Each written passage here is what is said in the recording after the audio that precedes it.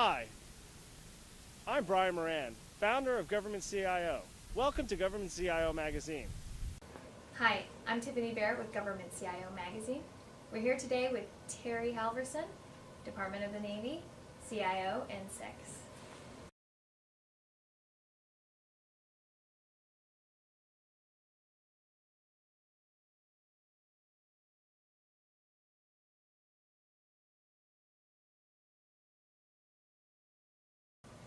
I don't think you could say there was a single IT initiative, and I think you'd have to take a look at the different positives. From an overall, I think, performance and giving us the opportunity to do even better IT services, I think the next generation initiative that's going to replace the Navy Marine Corps Internet is probably the one we're most focused on. From a financial impact, I think the data center consolidation that the department is embarking on has the most potential to produce the single most savings. If we do that right, I think the department can realize about $1 billion in savings, maybe even a little more, and we'll have more security with that savings because we'll have less to defend in terms of data centers, and probably better service because we'll position them better on the transport highway, so you'll get better responses to the data that you store.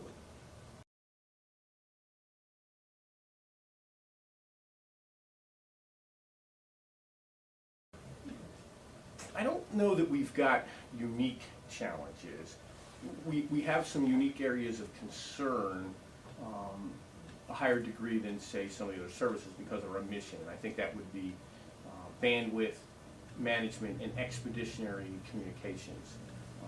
Because both the Marine Corps and the Navy mobile in different ways, we have to pick up our IT and move it a lot. At sea we have, and when the Marines are in a expeditionary manner, we do have the bandwidth issues. There's you just can't move that much bandwidth around. So how you manage bandwidth and how it forces us to set priorities on what we're going to use, I think that will start applying ashore. You can't keep buying unlimited bandwidth. It is expensive.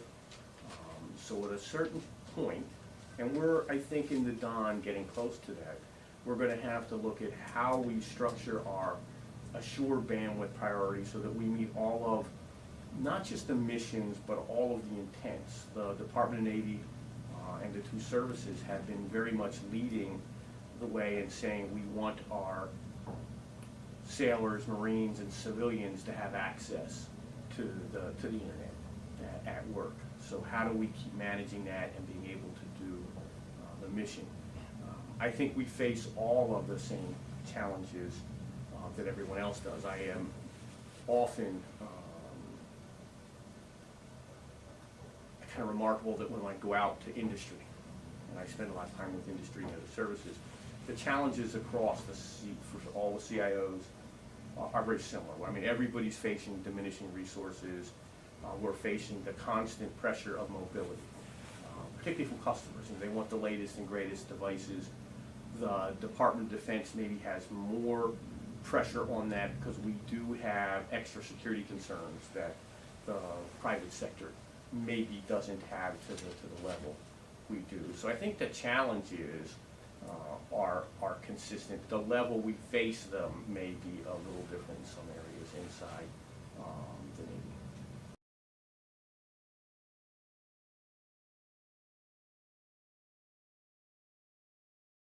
I think get the message right, and I'll say that twice, get the message right.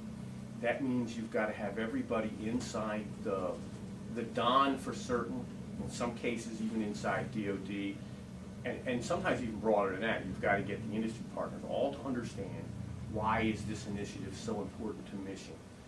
And that sometimes gets hard because an initiative may not be directly tied to any specific mission. As an example, it's not a secret, the Department of Navy is taking $2 billion over the FIDF out of what we have called business IT systems. A better description may have been we're taking it out of systems that don't directly support warfighter efforts. So sometimes people say, well, how does that impact mission? Well, every dollar that we can take out of non-warfighting systems is a dollar that stays there, that we can get to the warfighter. So I think that's an important point we have to understand. And I think that's true of the IT initiatives in general, making sure people understand it does have a key part in everything we do. It has a key part in even our mission to allow our sailors and Marines to have, similar access that their civilian counterparts do, even when they're deployed at sea, when they're in expedition areas, when they're in Afghanistan. How do we help them get access to IT? And one of the ways we do that is try to keep the cost down, use the latest technology to make sure that they can access the internet and do the things that all of us want to do, banking, shopping, all of that. So I think getting that message out there, that's one of the reasons we're doing this interview today. How do we get that message so that everybody understands what we're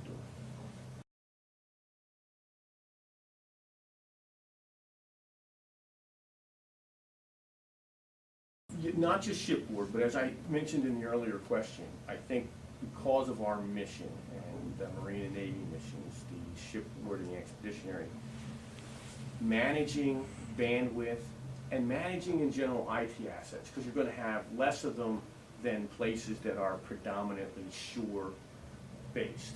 You can only get so much in a Marine expeditionary unit. It's lightweight, it has to move fast, it has to be self-contained, and a ship is physically constrained to what you can put on it.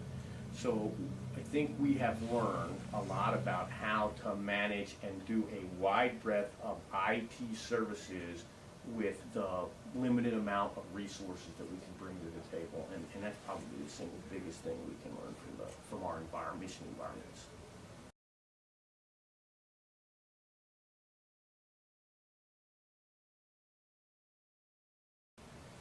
Working with DoD, the other services, and I'm going to keep stressing an industry, to discover and identify where we have mutually beneficial opportunities. How can we better support the troops deployed? One of the things that I would say the combatant commanders would ask is that each military department, each service, doesn't bring every time we set up their own separate networks, their own separate unique communication systems. So how do we work their services so that we each get to meet our mission intents, we get to use the equipment we've invested in, but we use it in a way based on standards that everybody can take advantage of that, and we're not forcing the combatant or mission commander to make a choice that says, oh, if I do this, I have to use this system, or I have to use that system. I think in the more general IT world, we have got to figure out better ways to partner with industry, and it's going to relate to, I think, another question we're going to talk about later, which is the commoditization of IT, which has happened. How do we really form a partnership with industry in areas, everything from video to licensing of products? So I think we're going to have to change that model. I think the current model of how we buy individual license is not going to port well to the new way we want to do business in the IT world and services.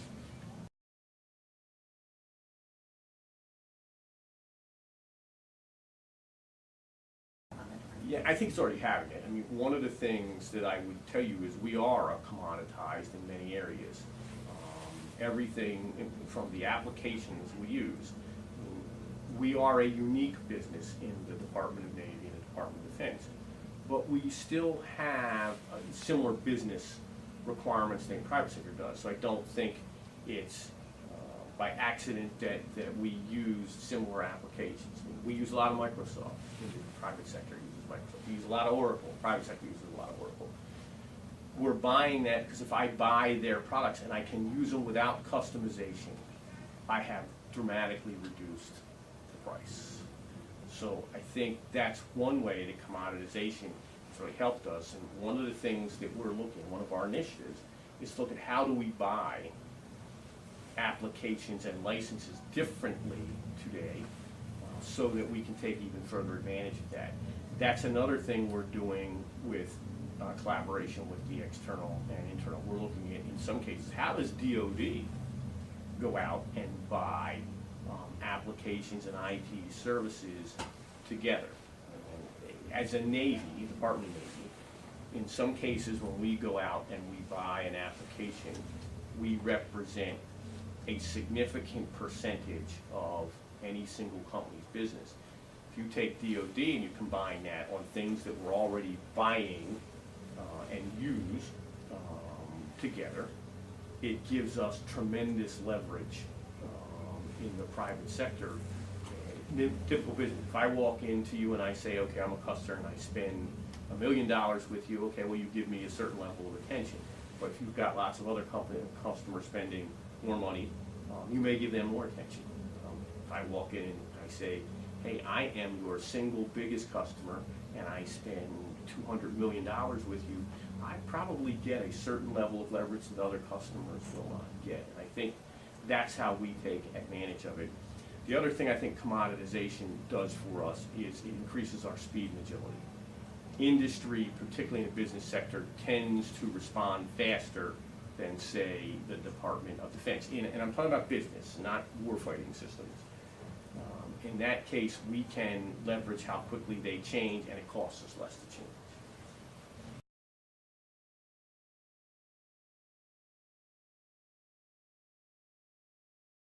Knowledge moves a lot faster. And that's both a good thing and a bad thing. It's like anything, it's a double-edged sword. So while we are taking advantage of social media, I would say, in the way the knowledge moves faster, and sometimes we're taking advantage of it, we might not even know we're taking advantage of it because the sailors and civilians are using it. The fact that that knowledge moves faster means you have less time to react to it. One of the places I would think, and we could ask them, is Chinfo, the office that's sponsoring this interview today. They have to respond sometimes much faster to things because it's out on the social media sites. It moves so fast. Now, from a operational standpoint, that's generally really good because we want to get the data out faster. But how do you control it? There is an element that you have to have in our business inside the DON of control of the information, particularly if it's operational related. So how are we going to harness that? One of the things that I would say today, social media today truly has been in the social environment, private environment, or the consumer environment. You're now beginning to see, I think, industry, companies like Google, Microsoft, others, take a look at how do you take the social media, which was predominantly set up to be a consumer-driven service, and make it a business enterprise service. There's some interesting software out now that takes a look at how do you control all the social media sites your company might be involved. I think that's the next step in social media, is how does it move from being more purely a social system, or moving out of the businesses that are sales-oriented. I think sales-oriented businesses have learned how to somewhat use social media to look at what their customers are buying, what their customers want. How do you apply that to maybe more standard businesses? And that will impact the Department of Navy in our business sector too.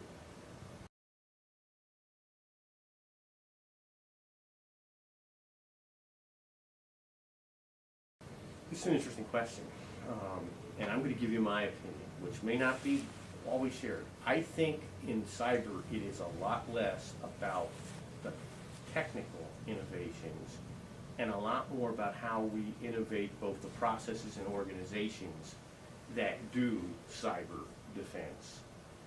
How do we restructure our processes to take advantage of some of the technologies that exist better? How do we take advantage of the speed at which communications can move? And I think right now that's more about changing the processes and the organizational structure than it is about bringing in a lot of new technology. This is a new business field, and it's a new combat field.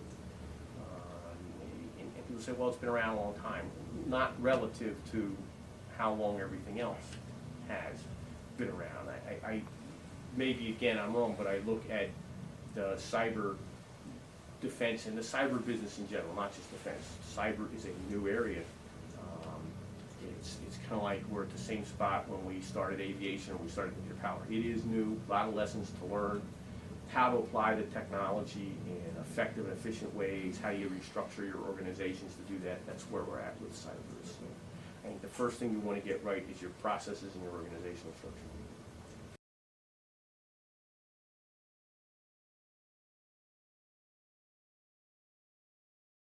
I'm going to say cloud computing, but I want to talk a little bit about that. I don't like the term cloud computing because I think it means different things to different people. What I'd say is how we look at making our data more accessible and mobile. I think we're going to have a new storage model. I think that storage model will leverage, in some cases, the commercial sector. I think that's another area where even in terms of classified data, we can partner with the other services to get a structure that will allow us to get to our data quicker, make it more secure, and make it cost less. And I think that's all the things that we have to do right now. I mean, we are in a fiscal environment that's challenging. So how do you maintain your mission capabilities or even improve your mission capabilities and spend less money? I think IT is one of those areas that we can do both in. I don't think it is, I don't think it's one of those things that's impossible to do with IT. I really think you can save money, improve the IT services, and improve mission capability in IT if you take advantage of all the things we talked about. And it's not just technology, it is looking at how you train the people, how you change your processes. One of the things that I think we are going to have to adapt to is that we're going to have a little more standardization in IT to get the full benefit of IT. So that may mean that individual processes where they're similar, let's say the financial area, where we've got a lot of processes that are maybe 1 or 2 degrees off of each other.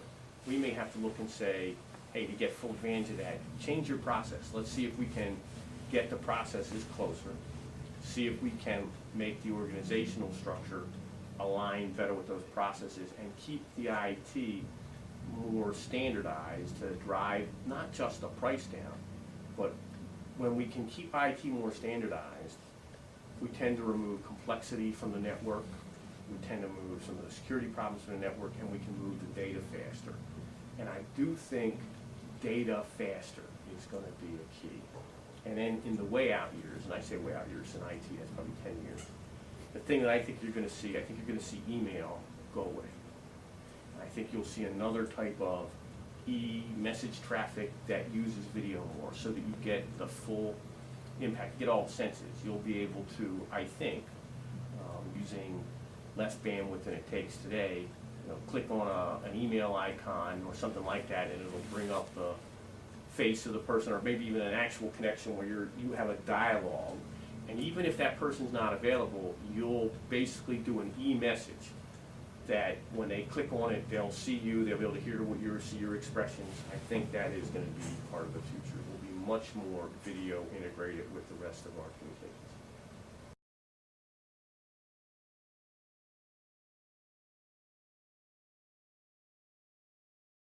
I think it's exciting time to be in IT. I can think of no better time to be a CIO anywhere. It's certainly not boring. You face lots of challenges, and I think that's true, but you also have maybe the single best time to take advantage of all the innovations from process organizations and technology. And if we do it right, what we can deliver is going to be outstanding in terms of services for less cost.